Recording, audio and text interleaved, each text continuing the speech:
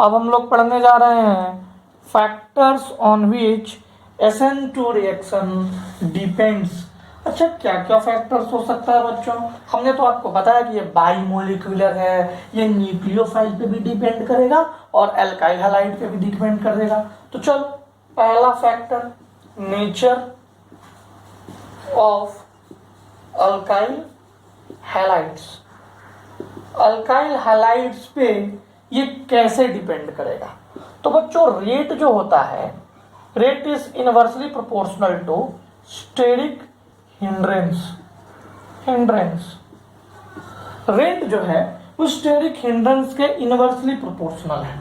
जैसे देखिए CH3 C CH3 CH3 X CH3 C H CH3 X CH3 CH2 C X। ठीक है, CX कैसे होगा यहाँ पे HX। तो देखो, जितना ज्यादा स्टेरिक हिंड्रेंस कम हो रहा है उतने ही ज्यादा ये स्टेबल होते जा रहा है। यानी कि इसमें 1 डिग्री ज्यादा, 2 डिग्री, फिर 3 डिग्री। रिवर्स हुआ कि नहीं हुआ SN1 का? SN1 में यह कार्बोकेटायन बनता था, यहाँ पे कार्बोकेटायन बनता नहीं है। तो अगर ज्यादा कंपाउंड्स होगा तो हम पीछे से अटैक कैसे करेंगे? ये निकलेगा और उसी वक्त एक आते रहेगा। तो अगर ये कंपाउंड ज्यादा बड़े बड़े बल्कि ग्रुप्स होंगे तो नए कंपाउंड को ऐड करेंगे तो ये रिपेल करेंगे ना, और रिपल्सन होगा तो बॉन्ड फॉर्मेशन हो ही नहीं पाएगा। रिपल्सन होगा तो बॉन्ड फॉर्मेशन हो ही नहीं पाएगा। तो ये बात आपको समझ में आ गया? अटैक पॉसिबल ही नहीं हो पाएगा। Attack is not possible when there is bulky group so SN2 reactions rate will be less।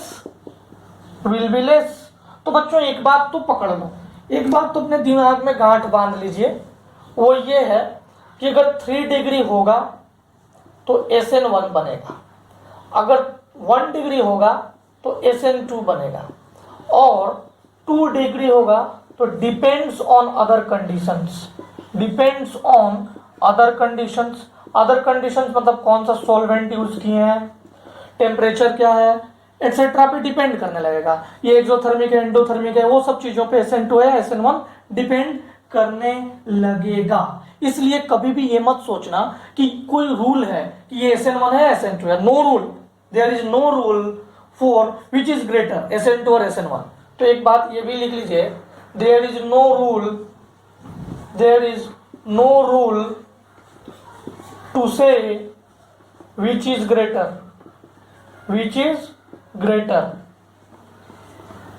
SN2 या SN1। कोई रूल नहीं है ये बताने के लिए कि कौन बड़ा है, कौन बड़ा भाई है, SN2 बड़ा भाई है कि SN1 बड़ा भाई है, ये बताने के लिए कोई रूल नहीं है। हमें ये कंडीशन से पता करना पड़ेगा। देखो, 3 डिग्री रहेगा तो SN1 डायरेक्ट हो जाएगा, 1 डिग्री रहेगा तो SN2 रहेगा, 2 डिग्री जब कार्बोकेटायन होगा तो SN2 भी बनेगा और SN1 भी बनेगा। लेकिन बनेगा नहीं, बना के हम देखेंगे, लेकिन कंडीशन देखेंगे सॉल्वेंट क्या है। अगर सॉल्वेंट पोलर प्रोटिक होगा तो जाहिर सी बात है SN1 बनेगा, एप्रोटिक होगा तो SN2 बनेगा। ऐसे ही ढेर सारे टेम्परेचर एक्सोथर्मिक में चेक करेंगे कि एक्सोथर्मिक में क्या कंडीशंस है। ये सारे चीजों को चेक करके न्यूक्लियोफाइल कैसे अटैक कर रहा है, क्या सिर्फ एक तरह का स्टीरियोकेमिस्ट्री शो कर रहा है, क्या दोनों D और L शो कर रहे हैं कि केवल एक शो कर रहे हैं। इन सारी बातों को चेक करने के बाद ही हम पता कर पाएंगे कि ये SN2 है या SN1 है 2 डिग्री के लिए। But for 3 degree and 1 degree SN1, for 3 degree SN1 बनेगा ही बनेगा, फॉर 1 डिग्री SN2 बनेगा ही बनेगा। इसको कोई नहीं रोक सकता। ओके बच्चों, यहां तक हो गया ना? अब हम आगे बढ़ते हैं, स्टेबिलिटी ऑफ ट्रांजिशन स्टेट। हमारा सेकंड पॉइंट है स्टेबिलिटी ऑफ ट्रांजिशन स्टेट। मैं इसे मिटा दूं। Okay,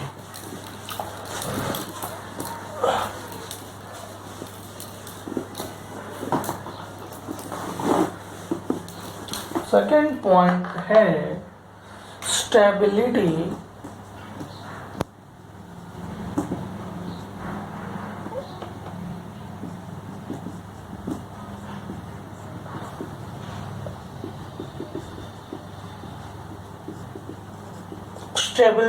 of transition state. अब देखो भाई, ट्रांजिशन स्टेट जितना ज्यादा स्टेबल उतना ही ज्यादा ये compound stable. More the stability of transition state more stable और मोर will be the rate of SN2 reaction. More will be the rate of SN2 reaction. जैसे देखो ये X है, यहाँ कुछ भी लगा हुआ है उससे हमको कोई मतलब नहीं है। यहाँ पे न्यूक्लियोफाइल अटैक कर रहा है, ये बाहर जाने वाला रहेगा। यही तो हमारा ट्रांजिशन स्टेट था। ये ट्रांजिशन स्टेट जितना ज्यादा स्टेबल होगा, ये जब बाहर आने लगा डेल्टा माइनस, इस पर डेल्टा प्लस चार्ज आएगा, तो जितना ज्यादा स्टेबल ये होगा, जितना ज्यादा स्टेबल ये होगा उतना ही ज्यादा स्टेबल ट्रांजिशन स्टेट होगा और उतना ही ज्यादा रेट होगा, उतना ही ज्यादा रेट होगा। अगर हम एग्जाम्पल में एक एग्जाम्पल देखते हैं, एग्जाम्पल 1, एग्जाम्पल देखिए CH3 डबल बॉन्ड OCl, ठीक है, सॉरी CH2Cl, और क्या है CH3Cl, ये A है ये B है, फिर क्या है CH3CH2Cl, C है ये, और एक और है CH3 होल ट्वाइस CHCl, ये D है। Find order of rate, find order of rate of SN2 तो मैंने क्या बोला, जितना स्टेबल ये होगा इसका ट्रांजिशन स्टेट उतना ही अच्छा इसका रेट होगा, उतना ही बढ़िया इसका रेट होगा। तो देख लो भाई, इस पे तो डेल्टा पॉजिटिव होगा ही, ये डेल्टा माइनस जब बाहर जाता रहेगा तो इस पे डेल्टा पॉजिटिव है डेल्टा माइनस, तो अब देख लो कौन ज्यादा स्टेबल होगा कौन कम स्टेबल होगा। देखो ये 1 डिग्री 2 डिग्री और सब देखो, इनमें तो B ज्यादा, फिर C ज्यादा और फिर D। अब इसमें देखो, इसमें क्या है, ये -I ग्रुप लगा हुआ है, ये -I ग्रुप लगा हुआ है तो -I इफेक्ट शो करेगा, -I इफेक्ट शो करेगा तो ये इसको इलेक्ट्रॉन देगा, इसके जो चार्ज इस पे जो डेवलप होने वाले हैं पार्शियल चार्ज, उसको निगेट करने के लिए, तो सबसे ज्यादा इसमें आ जाएगा, सबसे ज्यादा इसमें आ जाएगा। समझ गए आप मेरी बात, समझ गए। अब यहां तक है स्टेबिलिटी ऑफ ट्रांजिशन स्टेट। अब कुछ एग्जांपल देते हैं। मैंने आपको बताया ना कि SN1 भी हो सकता है, SN2 भी हो सकता है, ऐसा कोई जरूरी नहीं है। 2 डिग्री के लिए SN1 रिएक्शन भी होगा, SN2 रिएक्शन भी होगा। It depends on what, it depends on the stability of carbocation, it depends on solvent, कौन सा सॉल्वेंट यूज कर रहे हैं, ये फाइनल क्या होगा। तो हम कुछ ऐसा एग्जांपल लेके आपको बता रहे हैं कि कैसे SN1 भी होगा और कैसे SN2 भी होगा, ठीक है। ये लिख लीजिए,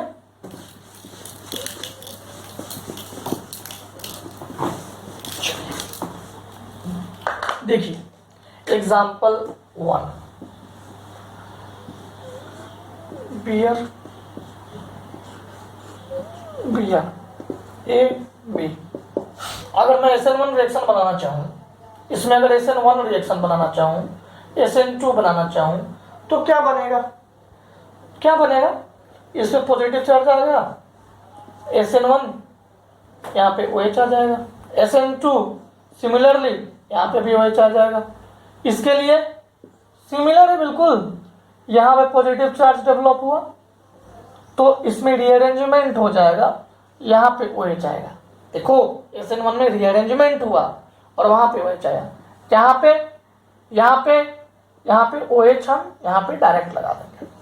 अब जब भी कहा जाएगा ये A है, ये B है, ये A है, ये B है, अब इसमें बताओ ए इज ग्रेटर देन बी, इसके लिए भी ए इज ग्रेटर देन बी, दोनों का रीजन एक ही है, रेजोनेंस हो रहा है, रेजोनेंस हो रहा है। तो कहने का मतलब, मैं तुम्हें कहने का मतलब यही समझा रहा था कि SN1 और SN2 दोनों हो सकता है 2 डिग्री में। बस आपको जो मैंने तरीका बताया वो आप देख लो, रिएक्शन दोनों होंगे, रिएक्शन दोनों होंगे, दोनों से प्रोडक्ट हमें मिलेगा। समझ गए कि नहीं समझ गए?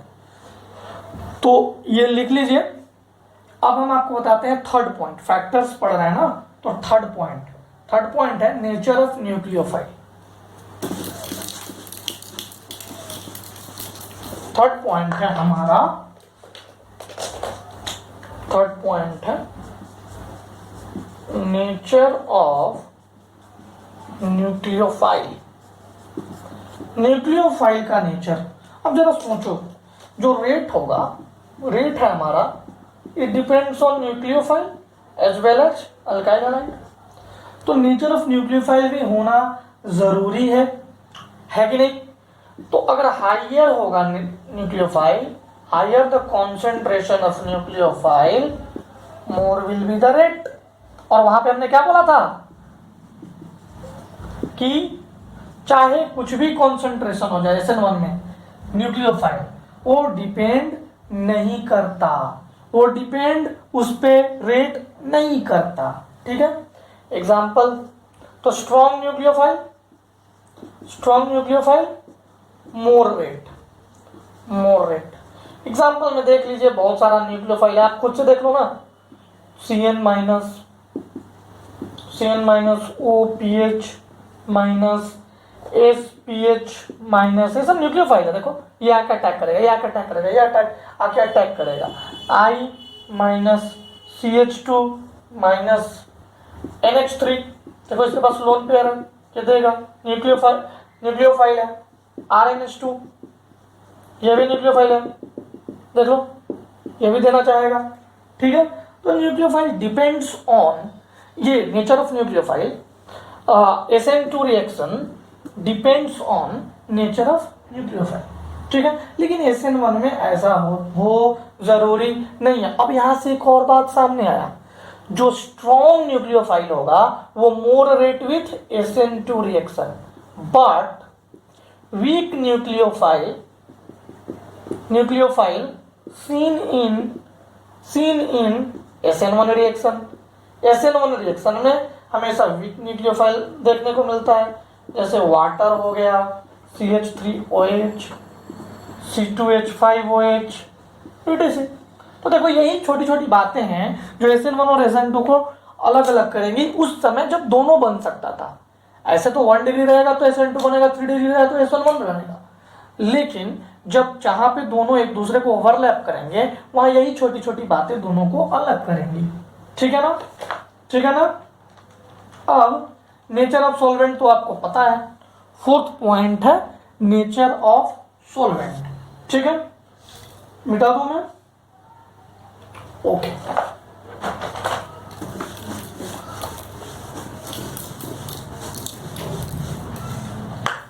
फिफ्थ पॉइंट है नेचर ऑफ सॉल्वेंट। सॉल्वेंट के नेचर पे ये डिपेंड करने वाला है। आपको तो पता है SN2 के लिए पोलर एप्रोटिक सॉल्वेंट, ये इसके डाइलेक्ट्रिक स्ट्रेंथ को तोड़ देता है। डाइलेक्ट्रिक स्ट्रेंथ क्या होता है? जो दोनों को ऐसे पकड़ के रखता है, उसको ये सॉल्वेंट तोड़ता है। तो SN2 polar aprotic solvent, acetone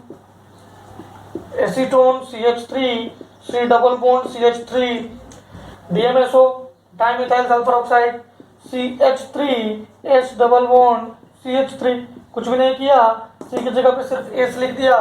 DMF अभी अभी बनाया था, CH3 N CH3 CH double bond dimethyl formyl, समझ गए? तो ये सारे SN2 देते हैं, H2O CH3OH, ये सारे क्या देते थे? SN1 देते थे। ठीक है, तो अब देख लो CH3 Br OH माइनस मस्त एकदम CH3OH यहाँ पे आ जाएगा, CH3OH मस्त यहाँ पे आ जाएगा। ये सिर्फ वन लाइटरल इन्वर्जन देता है, वाल्डन इन्वर्जन, और कुछ भी नहीं देगा, और कोई दूसरा प्रोडक्ट नहीं देगा, वाल्डन इन्वर्जन वाला प्रोडक्ट देगा। तो याद रखिएगा, अगर कभी भी SN2 की बात होगी तो वो सिर्फ स्टीरियोकेमिस्ट्री में वन प्रोडक्ट देता है, SN1 दो प्रोडक्ट देता है, D भी देता है, L भी देता है, ये सिर्फ इन्वर्जन वाला प्रोडक्ट देता है। तो इस बात का ख्याल रखिएगा। और यहाँ पे SN2 रिएक्शन कंप्लीट हो गया, SN2 रिएक्शन कंप्लीट हो गया। आने वाले समय में हम एडिशन रिएक्शन पढ़ेंगे, एडिशन फिर एलिमिनेशन, ये सारे रिएक्शन एक एक करके हम लोग पढ़ते जाएंगे। ठीक है, यहाँ तक कीजिएगा। कोई डाउट हो तो मुझसे पूछिएगा, ग्रुप में मैसेज कीजिएगा। ओके।